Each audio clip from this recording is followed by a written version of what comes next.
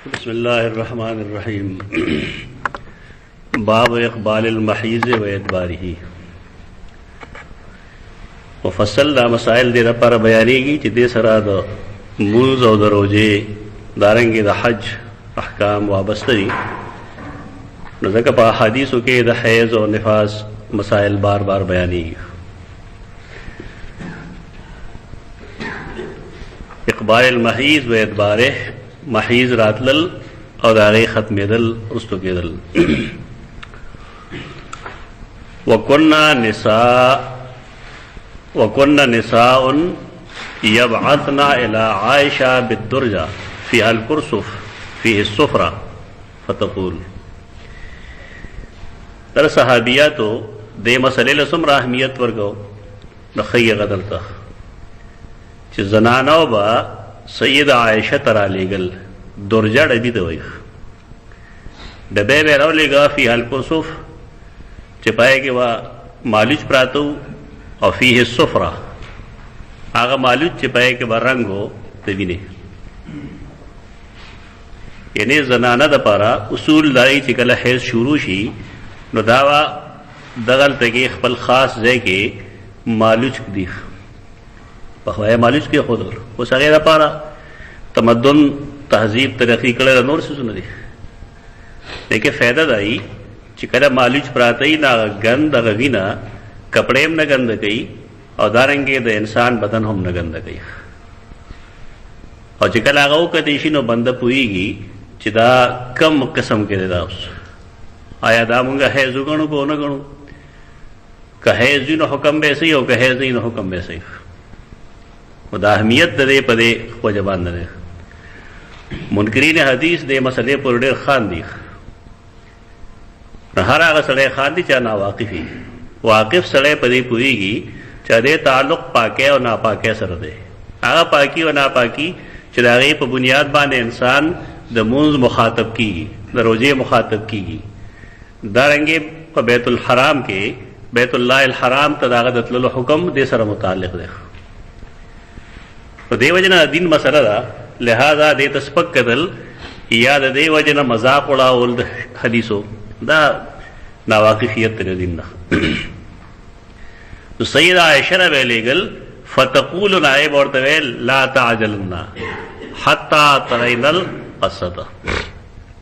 القصة البیضاء. هغې چې وکتل نو به فرمایل چې تلوار مه کوه تر دې پورې چې تاسو تک سپین څیز ووینئ. یعنې تر کومې پورې ستاسو سپینه ماده نه وي لیدی نو تر هغې پورې تاسو تلوار مه کوئ په سر وینځلو کې. تريد بذلك الطهر من الحیضة. د سید عائشہ مطلب بداو چې پاکوالی و د حیض نه علاغې راځي چې بالکل د وینې انقطاع وشي. تر کومې چې وینه بالکل نه ختم نو تر هغې پورې حیض نه ختمېږي. چې کله حیض نه ختمېږي نو مونځ به دا نه کوي، قرآن به نه لولي، دارنګې روژه به هم نه نیسي او د خانه کعبې طواف به هم نه کوي. وبلغا ابنة زید بن ثابت ان نساء يدعون بالمصابيح من جوف الليل ينظرن الى الطهر. د زید بن ثابت رضی اللہ عنہ لور ته پته ولګېده. د زید بن ثابت حافظ ابن حجر رحمه الله دې لیکلي دي چې قد ذکروا لزید بن ثابت من البنات حسنہ و عمرہ و ام کلثوم وغیرہ. مورخینو د زید بن ثابت د لونو نمونه لیکلي حسنہ، عمرہ، ام کلثوم. لیکن دیوی چې څومره زما خیال دی نو حدیث صرف د ام کلثوم نه نقل دی، د بل چا نه نقل. او دا ام کلثوم چې وا دا ښځه وا د سالم بن عبدالله بن عمر و دا مبهم ښځه دا کومه چې لیکي چې بلغا ابنة زید ابن ثابت دا دغه ام کلثوم ده. یعنې د زید بن ثابت رضی الله عنه لور ده. ام کلثوم نه هغې ته پته ولګېده چې ښځې هغې به راغوښتل ځان له مصابیح. مصابیح د مصباح جمع دی، مصباح ډیوې ته وایي. د شپې تیاره کې به ډیوه راوغوښته من جوف اللیل د شپې په خېټه کې د شپې په منځ کې ینظرن الی الطهر هغې به کتل طهر ته لکه دومره اهمیت هغې ورکړو چې د شپې په تیاره کې به هم اکوت چې که بالفرض انقطاع د وینې شوي چې مونږ ولامبو مونځ وکړو او که انقطاع د وینې نه شوی نو چې مونږ بیا به دستور ځان هغه شانته ګڼو څنګه چې مخکې و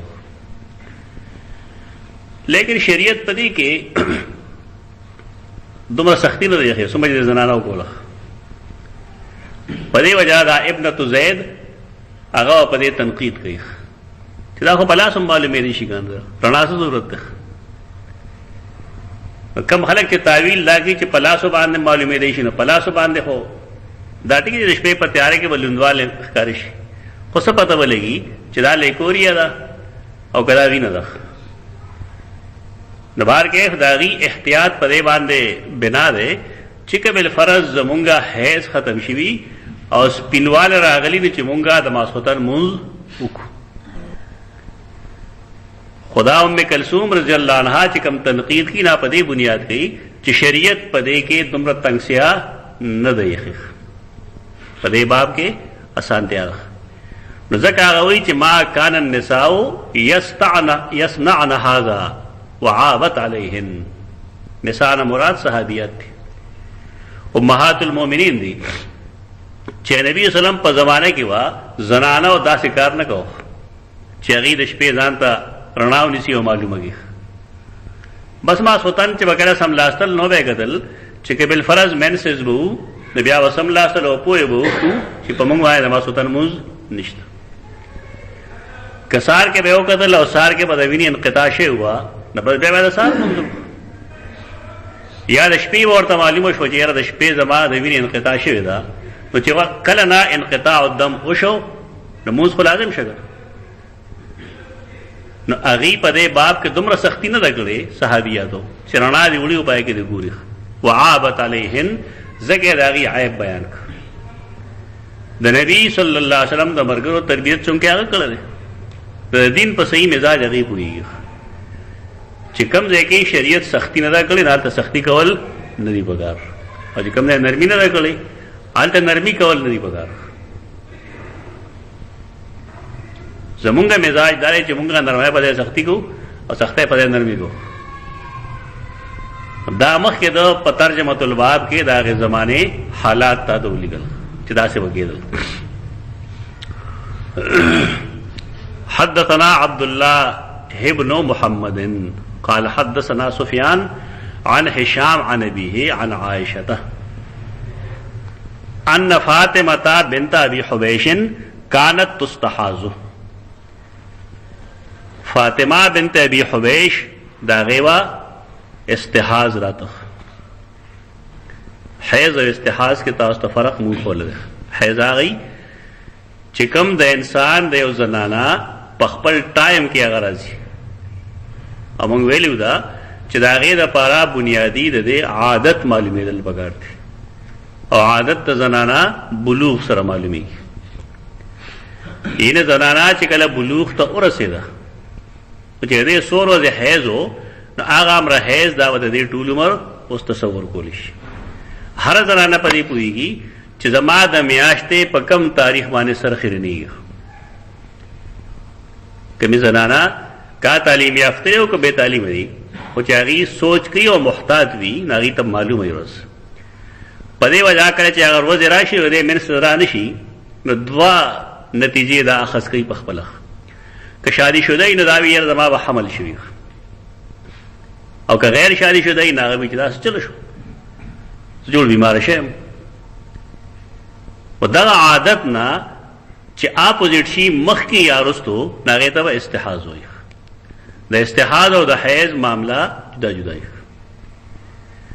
استحاض چونکې بیماری ده په دې وجه باندې د حکم د عامې صفایه ده په دې باب کې چې نارینه هغه سره یو ځای کېدی شي د مونځ پابندي پې نه مونځ به کوي دارنګې حج طواف هر څه کولی شي البته دومره ده چې چونکې دا یو مسلسل بیماری ده لہذا دا د وخت د داخلېدو سره د دې اودس ماتېږي دا د هر یو وخت دپاره به مستقل اودس کوي مثال دا بنی آدمی چې هغه ته سلسل بول لګېدلی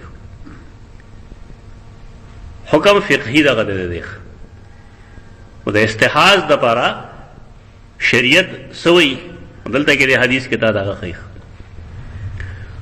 فسألت النبی صلی الله علیه وسلم ناغه د رسول الله صلی الله علیه وسلم تاسو رسول الله صلی الله علیه وسلم جواب کو فرمایل ذالک عرق وليست بالحیضه ذالک عرق رگ دے کنه دا یو رگ دے رگ او دا غي د وجه بیماری د وجه داسیس پیدا کی وليست بالحیضه او دا حیض نه لګورخ یعنی مطلق وینه راتللو تا حیض مو آئے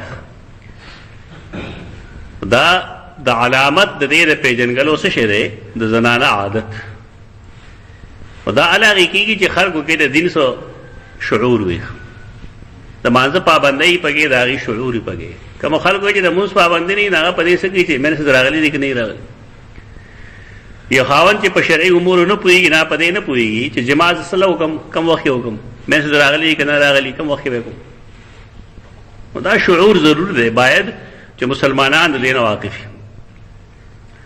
فاذا اقبلت الحیضه فدع الصلاه دې جملې نه فهميږي دا چې په استحاض کې واز زنانه موږ کوي دغه سفر مایي ورته فاذا اقبلت الحیضه کله چې حیض را مخامخ شي نه حیض شروع شي د عادت اگر ورځ استا شروع شوي فدع الصلاه بیا موږ پرېدا استحاض کې واز زنانه موږ کوي البته د حیض په زمانه کې موږ نه کوي او دا معلومیږي څنګه دا معلومیږي د زنانه د عادت نه چې عادي طور عمومي طور دا غي کم روزه داسې دي چې پای کې مینس راځي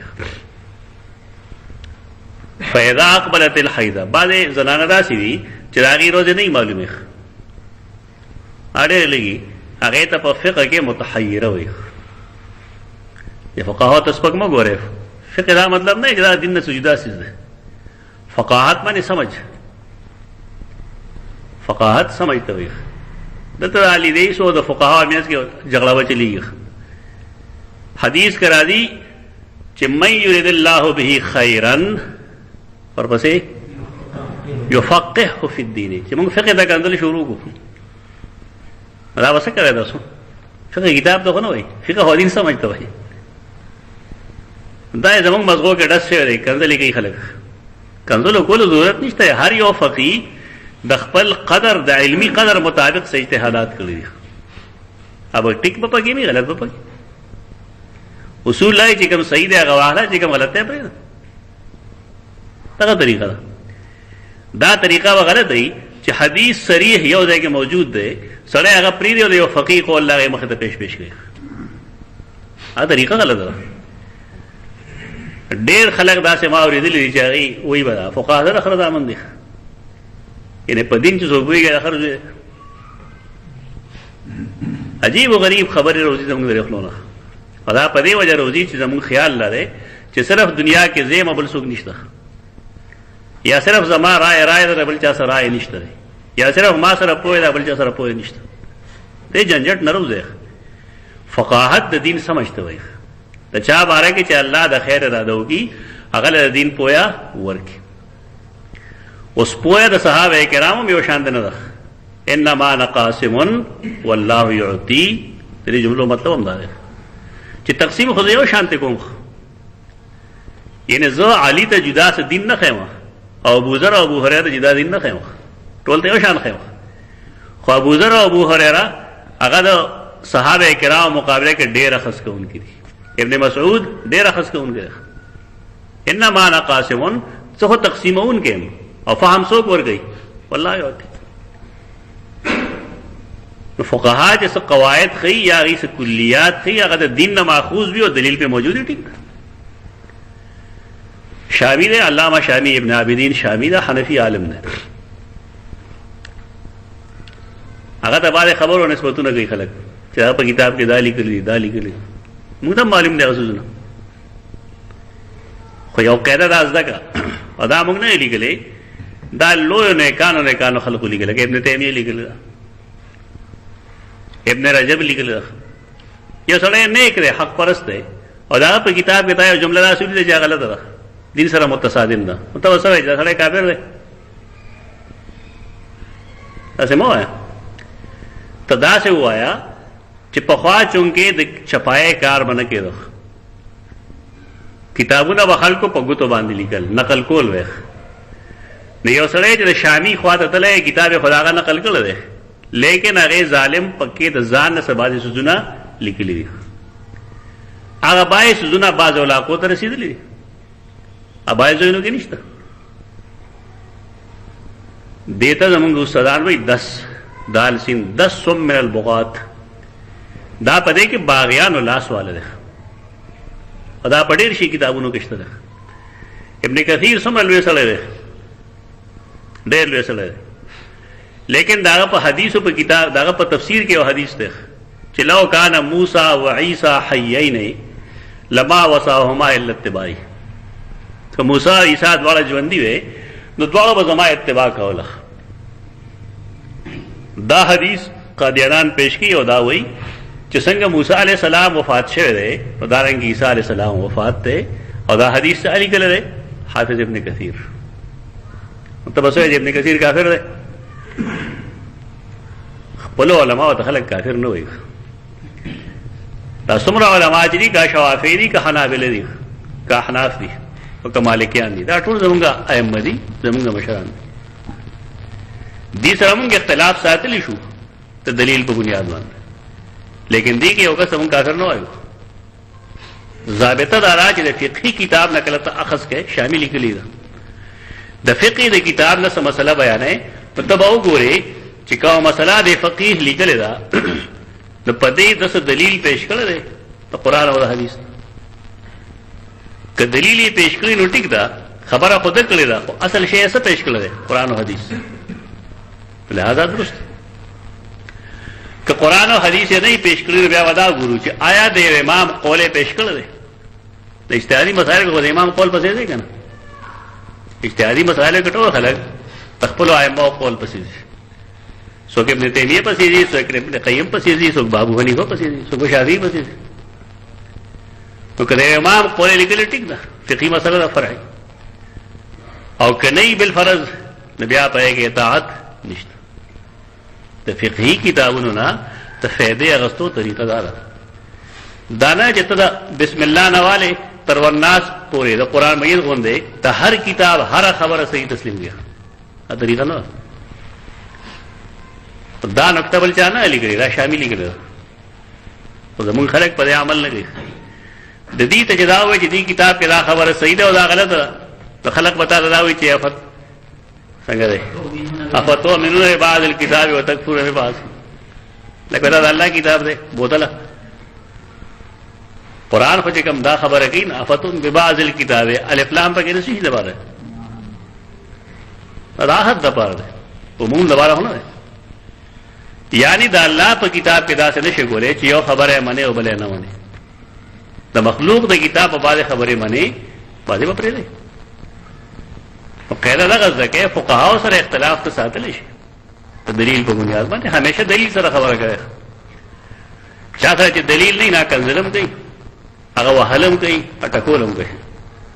او چا سره چې دلیل وی نه هغه دا چل نه کوي، نه وال کوي نه ټکول کوي. هغه دلیل پیش کړي او بیا خلکو ته هم وایي چې که تاسو کې څوک اختلاف ساتي نو ساتلی شي.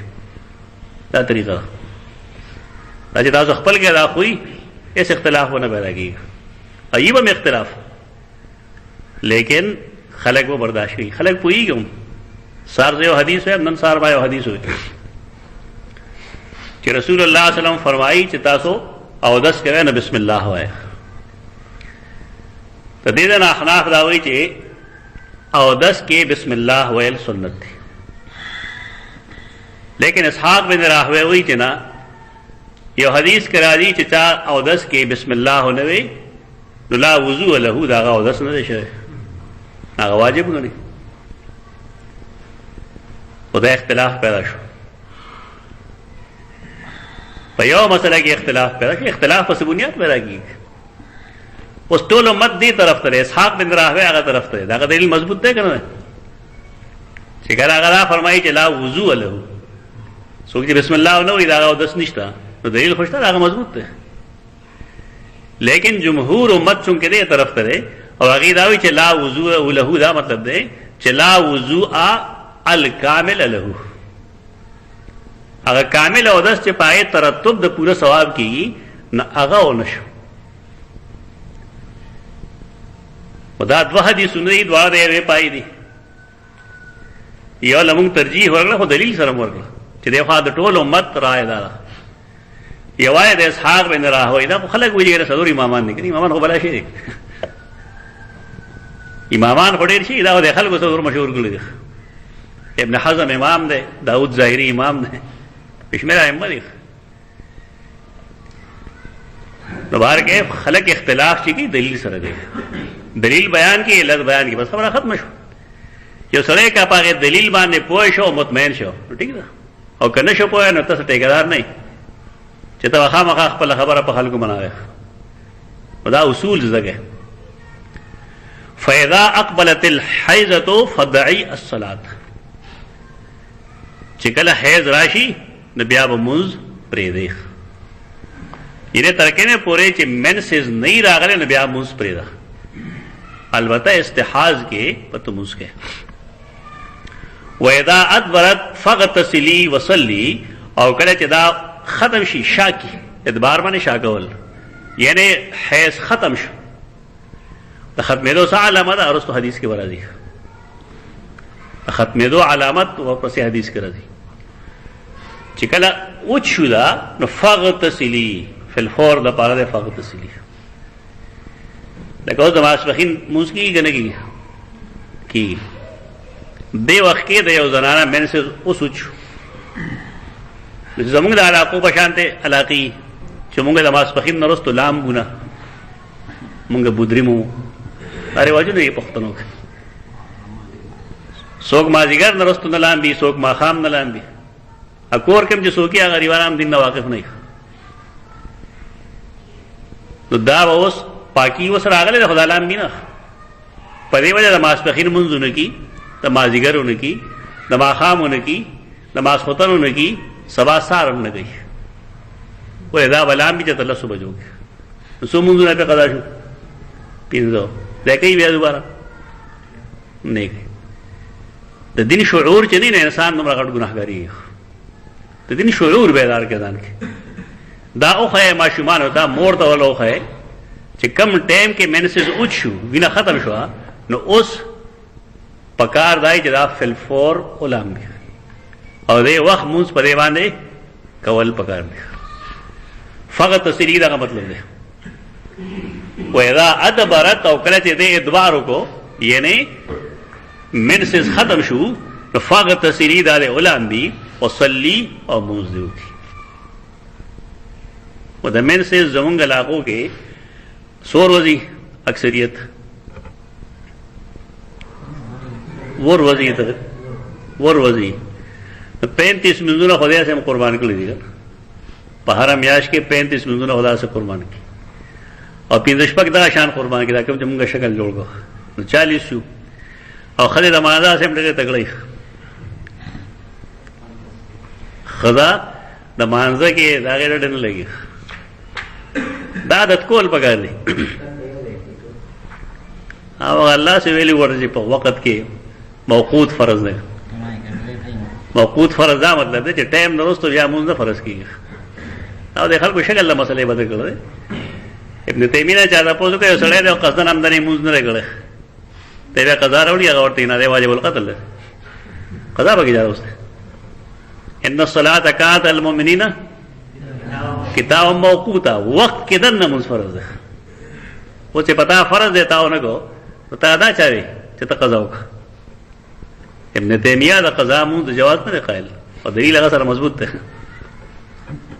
هغه دا وی چې دا په ټایم کې دنه فرض ده، ټایم چې تا وړو قصدن هم نه فرضیت تا ختم کړي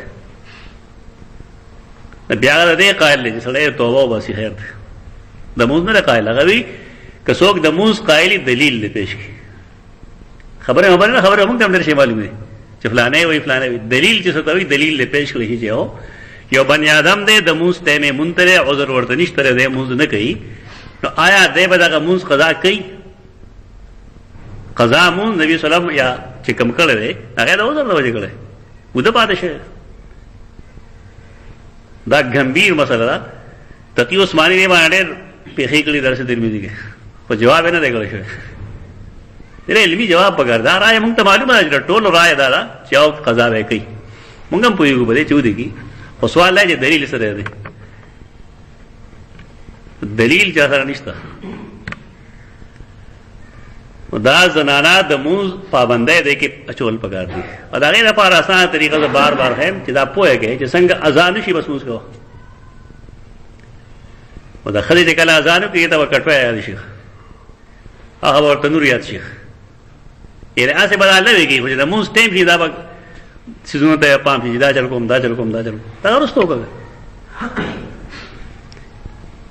باب لا تقضي الحائض الصلاة. دا بل باب دیتا تخدی چې لا تقضي الحائض الصلاة. حائضه با د مونځ قضا نه وروړي. ولې حائضه هغې ته د مونځ حکم نشته د مونځ مکلف نه ده. د حیض په حالت کې زنانه د مونځ مکلف نه ده. د روژې مکلف ده او د مونځ مکلف نه ده. په دې وجه باندې د روژې قضا وروړي او د مانځه قضا نه وروړي. یعنی حکم چې کوم دی د مانځو دا هغه چاته دی چې هغه د حیض و نفاس نه خالی او د روژې هغه چاته وي چې هغه عاقل بالغ نسی به هغه څوک چې هغه د حیض و نفاس نه خالی. خو د حیض و نفاس ښځه په دې باندې پابند به چې کدی نه مونځ دا روژه لړه دا به وروستو قضا وروړي. ابن المنذر دې باندې اجماع لیکلی ده. الاوسط دا کتاب دی صفحه 330. اجمع اهل العلم لا اختلاف بینهم على اسقاط فرض الصلاة عن الحائض فی ایام حیضها. اهل علم داغی منځ کې اس اختلاف نشته په دې خبره کې چې حائضه با د حیض د زمانه منځونه دا دې ساقط دي. ساقط دا مطلب چې دا وخت کې دا د مخاطب د شریعت تاقیم الصلاة نه ده. وَإِذَا فَرَضَ الصَّلَاةُ عَنْهَا وَإِذَا سَقَطَ فَرْضُ الصَّلَاةِ عَنْهَا فَغَيْرُ جَائِزٍ أَنْ يَلْزِمَهَا قَضَاءً مَا لَمْ يَجِبْ عَلَيْهَا فِي أَيَّامِ الْحَيْضِ مِنَ الصَّلَاةِ بَعْدَ طُهُورِهَا. و چې کله د هغې فرضیت ساقط شوی دی نو لہذا که یو زنانه د سر مینځلو نه وروستو دا منځونه قضا راوړي نو دا به ګناهګارېږي دا به جایز نه وي. دا بیا د بدعت زمره کې راځي. ډېره باریکه مسله دی خیرت چې کله شریعت د دې نه دا فرضیت ساقط کړی دی نو دا به دوباره منځونه نه کوي. وثبت عن نبی الله خبر دال علی ذلک. او د رسول الله صلی الله علیه وسلم نه په دې باب کې حدیث نقل شته دی. دا دا خبره ده. ابن بطال دغه حدیث لا اله کوم چې اوس مونږ وایو د صحیح بخاری ته دې لاندې د لیکلي دي دا کوم چې وایو چې اتیزی احدار صلات اذا طهرت ته دې لاندې لیکلي دي چې وهذا الحديث اصل اجماع المسلمین. د مسلمانانو د اجماع اصل دا حدیث را کوم چې مونږ وایو چې ان الحائض لا تقضي الصلاه چې حائضه ښځه د حیض د زمانه د منځونو قضا نه وروړي. ولا خلاف فی ذلک بین الخلف والسلف. په دې کې چا څه اختلاف نشته دی الا طائفه من الخوارج. دا حدیث کې د حروریانو ذکر راځي چې ته خوارج وایي. حرورا د کوفه هغه کله دی کوم کې چې دا خوارج پیدا شو او د سیدنا علی خلاف بغاوت کړو. خدای خلکو ته خوارج وایي په دې معنی باندې چې هغه خروج کړي بغاوت یې کړي د مسلمانانو د امیر المؤمنین سیدنا علی کرم الله وجهه. او حروریان ورته په دې وجه وایي چې د دې د کلینو حروراو. نو دا حروریان چې کوم دي يرون على الحائض قضاء الصلاه. داغي خیال لاو چې په زنانه باندې چې کله منس راشي نو داغه زمانه منځونه په دې باندې دا قضا کوي. بیا دی وی چې د دې سه اعتماد نشته پر اعتبار ولې لشذوذهم عن سلف الامه. دا یو شاذ رائے ده. شاذ معنی دا سے رائے چې دا امت کې د هیڅ چانه ده او د امت نه هټ کر بعض خلق ځان له رائے جوړ کړی دا غیر رائے صحیح حیثیت نشته. بیا ابن بطال لگتا کہ ابن جریج قول نقل کړی دی چې ما عطا بن ابي رباح ته ویلو چې داسې زنانه به د مونځ قضا وروړي، یعنې د زنانه نه په حیض کې مونځونه قضا شوي دي دا به قضا کوي. قال ذلك بدعة، دا بدعت. ولې ورته بدعت وایي؟ په دې وجه ورته وایي چې صحابیاتو به د رسول الله صلی الله علیه وسلم په زمانه کې د منسز په زمانه کې چې کوم مونځونه شوي دا قضا به نه کوله. اصول لري چې کوم سیز د صحابه کرام په زمانه کې نه او نن خلق غیت الدین وایي فهو بدعت. دا قاعده ابن کثیر هم لیکلی دا سورۃ الاحقاف په دل کې. هر هغه قول او فعل چې صحابه کرامو نه کړي نه هغه ته ویل شي بدعت. دا په دین کې اضافه ده، دا قابل قبول نه ده. لا تقضي السائل حائض الصلاة، حائضه ابد منز قضا نه وروړي.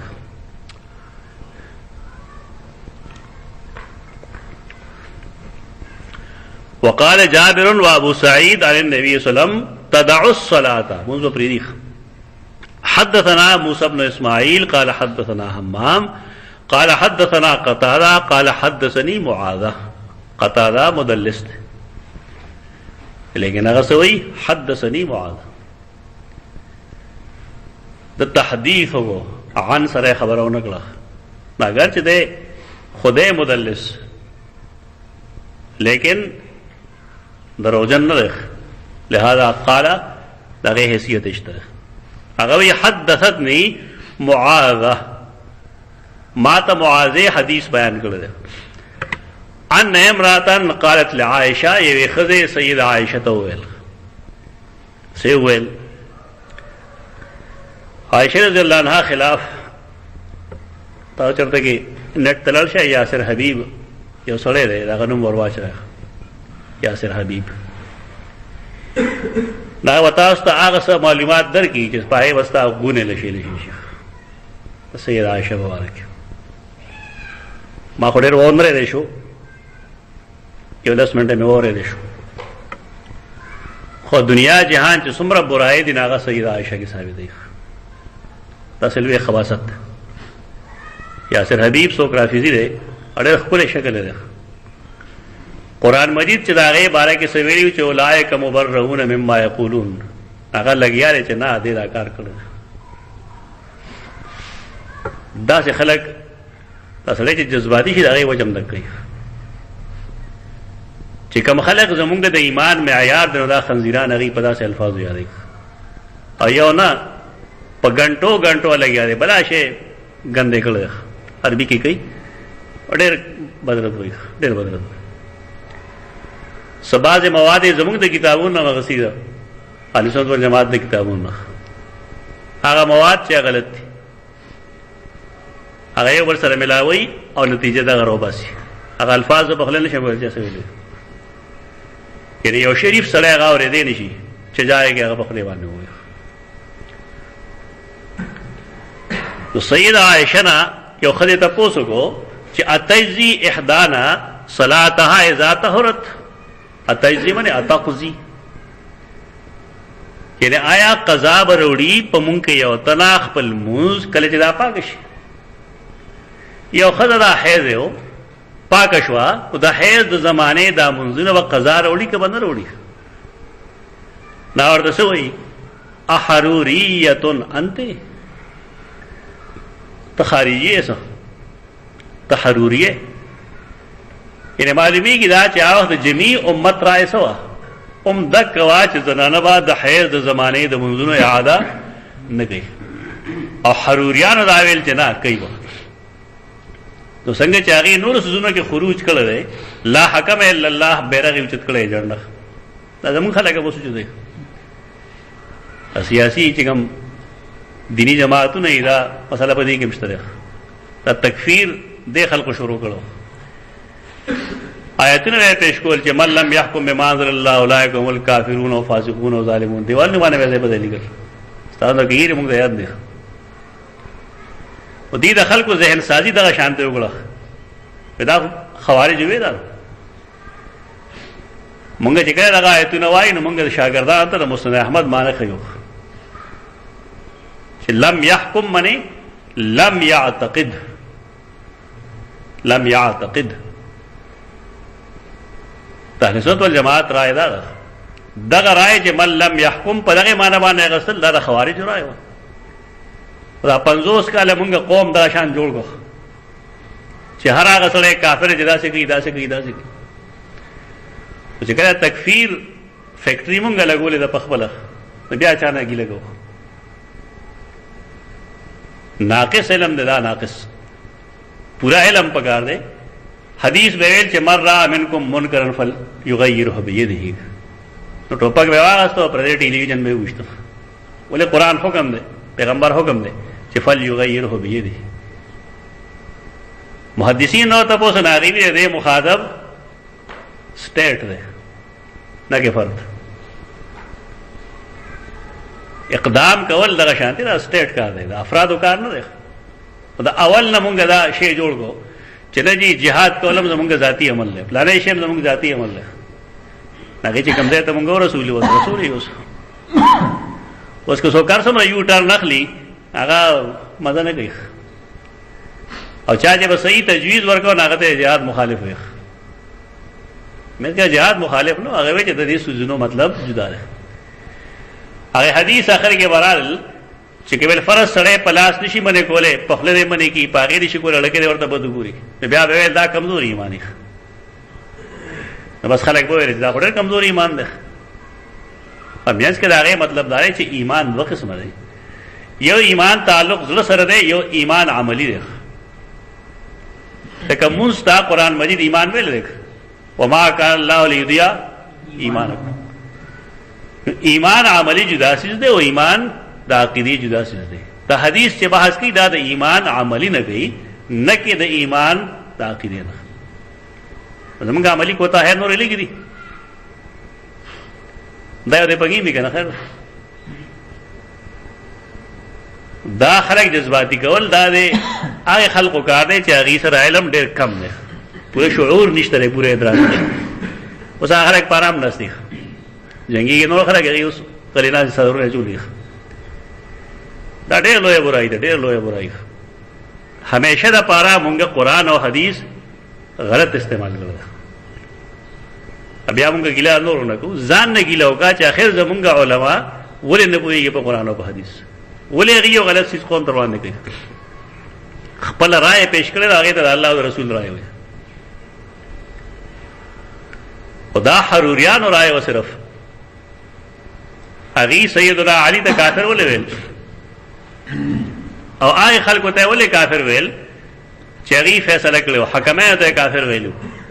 دا یې وجه دا وا چې هغه کوم رائے پیش کړو نه غرائے د دې خو نه وخ.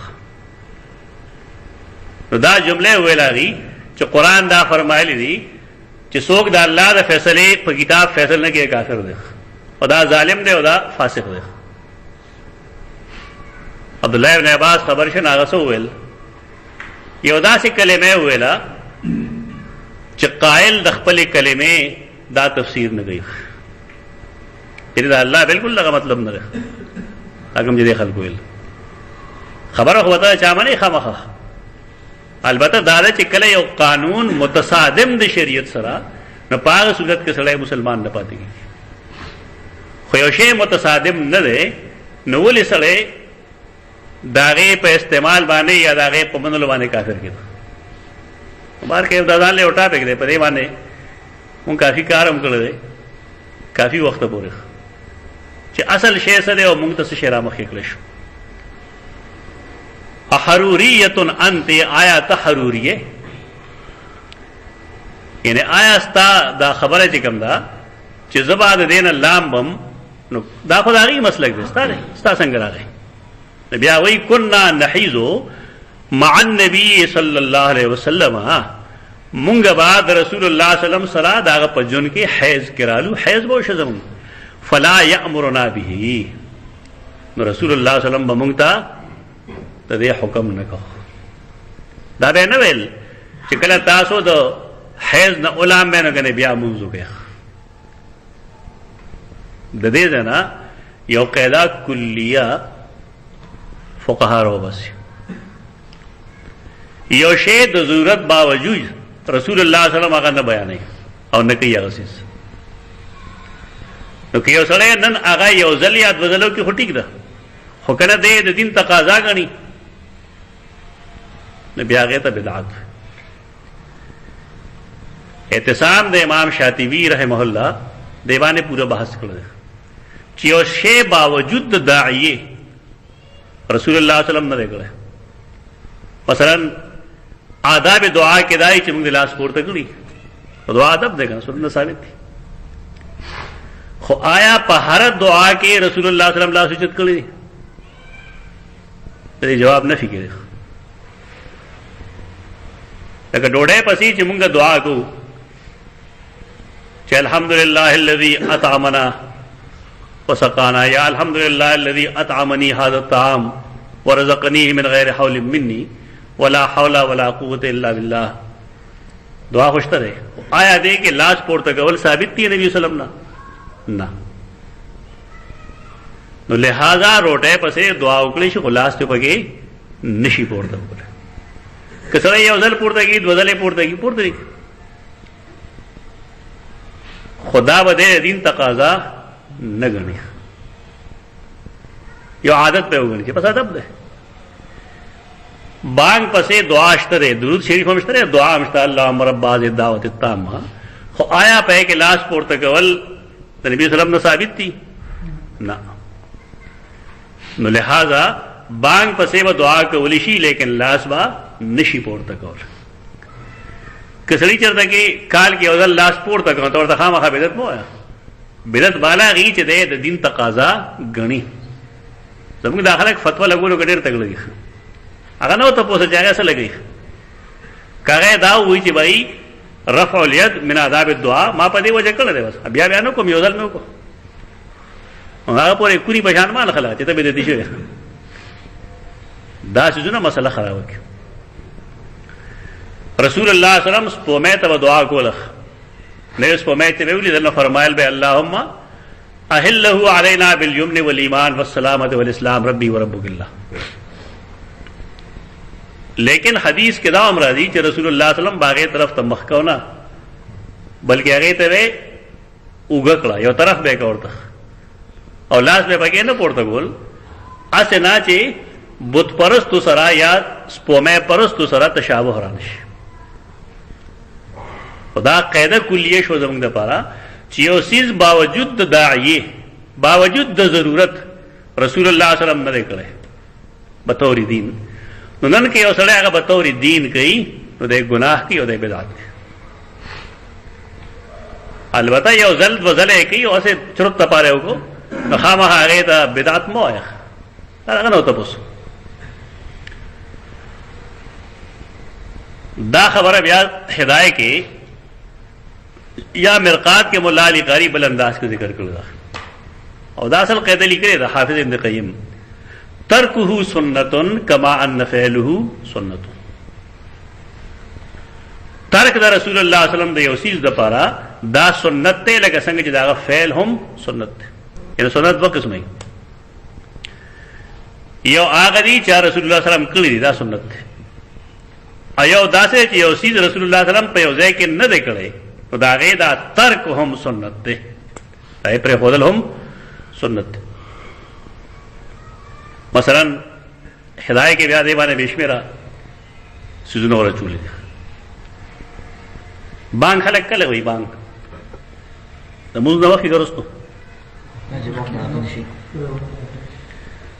جنازه موږ دی کنه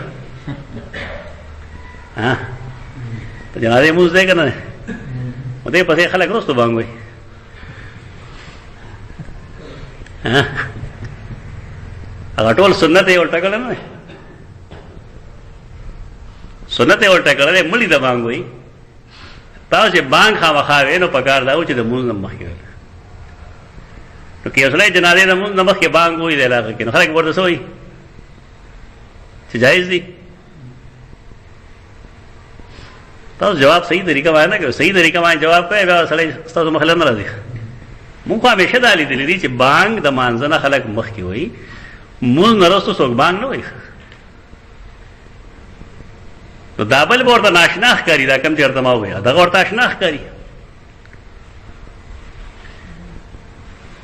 هدایه کې تقریبا 9 ځایه استدلال کړی مثلا هغه لیکي چې د اختر د مونځ لپاره بانګ اقامت نشته که نه ستاسو کې لیکي نشته ولې نه کېږي د داعیې باوجود د ضرورت باوجود رسول الله صلی الله علیه وسلم نه دی کړی لہذا کنن سوک د اختر مونځ د پاره بانګ اقامت کوي هي بدعت ثابته خصوف کسوف د پاره مونځ کی پائے کی یو کې انفرادی کی یو کې اجتماعی کی د انور پائے کې اجتماعی مونځ کی لیکن دا غیر پاره رسول الله صلی الله علیه وسلم اذان نه کړی اختر د پاره اذان نه کړی لہذا دا اذانونه با بدعت بیا رسو تله تر دې چې حدودو کې دا مثلا نه پرې حدود کې دا لیکي چې بل فرض یو سړي بدکاری کړی دا او د باندې رجم کیږي نو دې به تړو کې نه تړو اوی نه به تړو ته یو سړی پکانو درا غیر کړی دی هغه اتنګ شو تختید نو ته ورپسې دې ملکه وې نه دین خلق زدگی کوڑے خلق لیدلی اسلام بدنام کو کوڑا جی وہ کوڑے اور کړی خو پته لګی چې ویډیو ټول غلط وکړه درو ودنو پوه شي ځکه چې پټکو نه پته لګیدل دا پټکی دا طالبانو دا پټکی خو د اکټرانو ګری میری ورته چولې ته طالب په پټکی کې او د اکټر په پټکی کې څه اسمان وځي او بل غلط دا چې اسلام کما کوڑا ورکی نه غدا څنګه د کمی ځول حق په زمانه کې مونږ لیدي چې سټاند غونډه باندې سره تړلې او نیولې ورته خپل دین او ګورا خپل فقه او ګورا چې کوڑا به زیات نه زیات دومره وګدي دا سم مجلاس ده او دا غي د وهلو طریقه ولای چې استاد دې ځنه بلاس بر نه زیخ دې ځنه بلاس وخت یا اوچته باندې چې دا سکه دې ځکه منډه منډه پکې نشته دین زمونږ دغه دې د کوړو نه څه شی جوړ کړل ډېر کې سره وایي رامنډه کې تو دي اسلام په دې بدنامي سیدنا ماعز رضی الله تعالی عنہ کله چې هغه په کانو باندې څنګه ساري دا نه نو تړل نو صاحب د هدايت دغه دلیل کې پیش کړل دی چې کڅوک څنګه سارول شي ناغه با تړل نشي جامې به مچور داولې د نبی صلی الله علیه وسلم داغه تړل ثابت نه دي سیدنا ماعز چې کله مړ شو یو صحابي وویل یا رسول الله هغه تیخ تکړی وخت وی ما منډه کړه یو عاج ما منتاج منه د اوخي او غاخ اني مني وایي سر لره بابا نبی صلی الله علیه وسلم بد دي کړي زموږ د خلکو خیال دی چې دا بالکل کافر دی خالص ته د ګناه کړی خپل ذهنیت بدل گیا یو مجرم نه جرم وباسل لیک دا نه مطلب چې مجرم دا غسات وباسي کله موږ سره به حساب کتاب شي زموږ بس ځای ډېر منفي سوچ ته خلکو چې دا پلان کې جی واجب القتل له د سره دا پکار دی د سره دا پکار دی دای چانه چې یا الله ستا بندره نیک ته راولې نیک ته پام کې رستم کې ډېر مخ کې اسه خبره کېده زموږ استاد محترم دی الله وبخي مولانا سلام سے بجوند دی ټول خلکو تقریر نو کول اخر کې دا ساده باندې جملې هم باندې زمام سره ټیمو ما دې شروع کړه ماته انتظامی ولته ول چې زما ټیم هم دل ورګه هغه و موږ سره مینا محبت یو ماته چې تاسو سره ټیم نه بس هغه مر زمام واخله زنه کوم تقریر زما دعا وکړه نو پای کې مالا چا چټونه راغل چې فلانه دا سه نه کی بارے کې ما خبر وکړه تاسو څومره کسانې چې دا دومره خلک دي مې تاسو کې داس یو کس ته چې هغه سار پاسې دی تهجد په ټیم کې او د سردامي کړی یو دوه څلور شپږ رکعات یې کړي او الله تعالی سجد کړی چې یا الله دا فلان کې سړی بیلار دی ته ورته هدایت وکړي.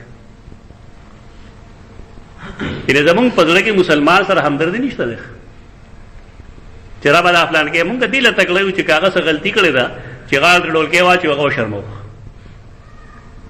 دا زمونږ رواجي مسلماني ده. مسلمانان د یوې جوسې غوندې په مونږ په معاشره کې که یو قسم دغه شان ګنده شو د دې مطلب دی زمونږ ټولې معاشرې جرم ده. اخر دی ولې دې ځای ته ورسېد؟ دې سیز باندې خیرې مې نه وجه ده. کوشش دا کوئ د الله نه غواړئ چې هغه نیکۍ طرف ته راشي. نو دا سیدہ عائشہ رضی اللہ تعالی عنہ د رسول الله صلی الله علیه وسلم د حکم نه کول دلیل پیش کړي په دې باندې چې په دغه زمانه کې منځونه مخاطب نه زنانه، لہذا دا په دې زمانه د منځ قضا نه وروړي. احروریت ننته كنا نحیز مع النبي صلی الله علیه وسلم، موږ با نبی صلی الله علیه وسلم سره په حیض کې راتلو، علاج باندې او موږ حیض بشورو شو. فلا یامرنا به، ناغه موږ ته حکم د عملو حکم د موس کولو نه کوو. یہ داول چې لا نفعله، موږ بلا کار نه کوو.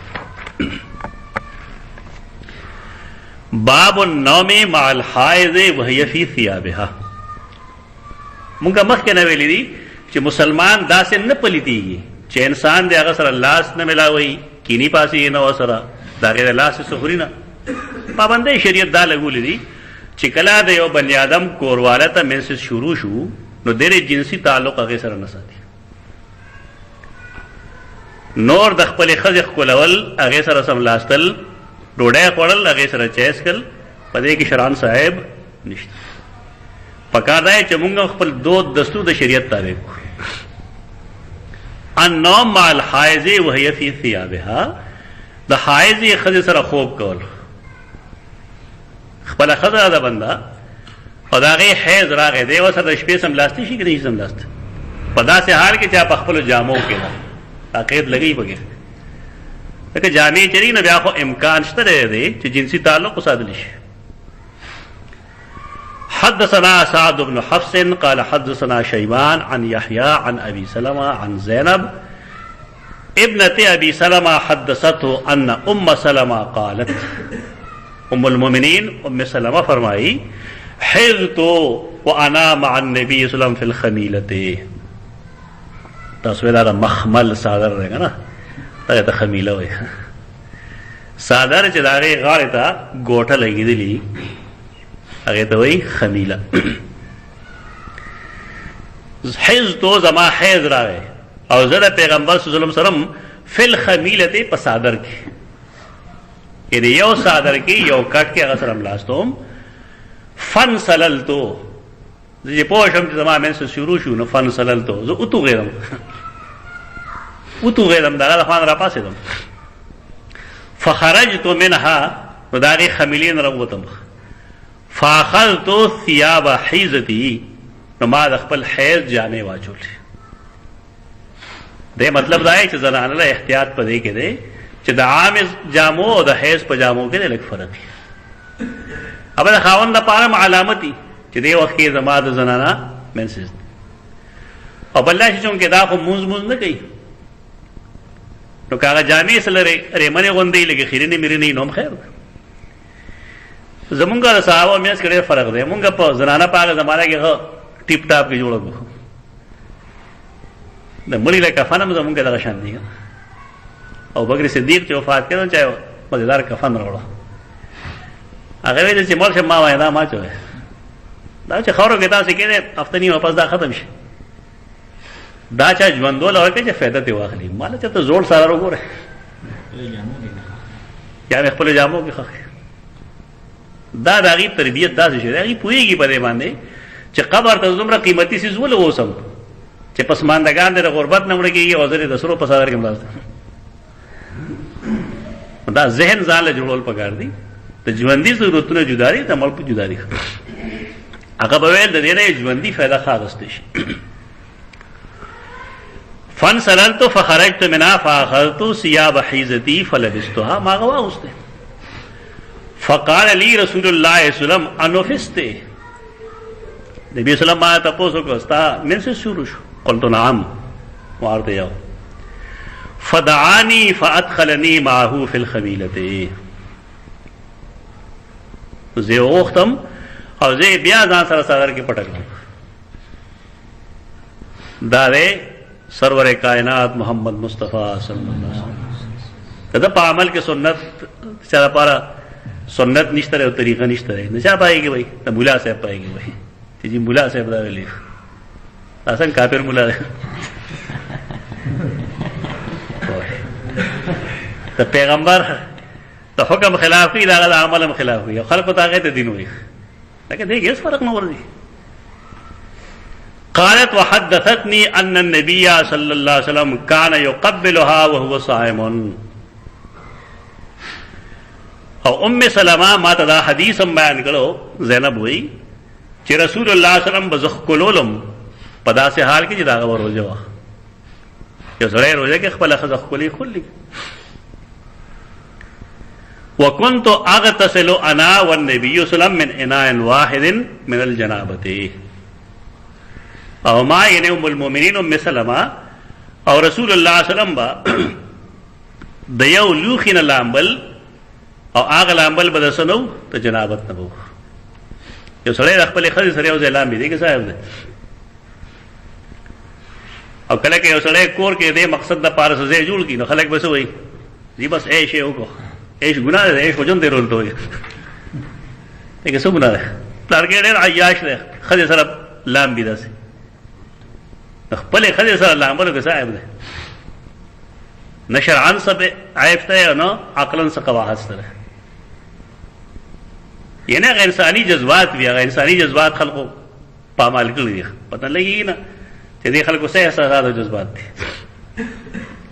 امام بخاری رحمه الله چې سویلو ناغده کړي نو دې مطلب دا نه چې انسان دې جماو کی مطلب دا ہے چې سړی پروژه کې خپل کورواله خپلوي شي. او د سیدہ عائشہ حدیثونه با سمخ کې تیر شي او صبرش چې فرمایله چې کوم سړی ځواني او خپل ارب شهوت نشي کنټرول کولای هغه نه کوي داسې ځکه هغه د روزې د خرابېدو خطرې خپل کړي نه داسې رسول الله صلی الله علیه وسلم چې چا بوډا تپوس کړي نه غلې اجازه ورکړي اګه ځوان تپوس کړي نه غته نفي کړي چې نه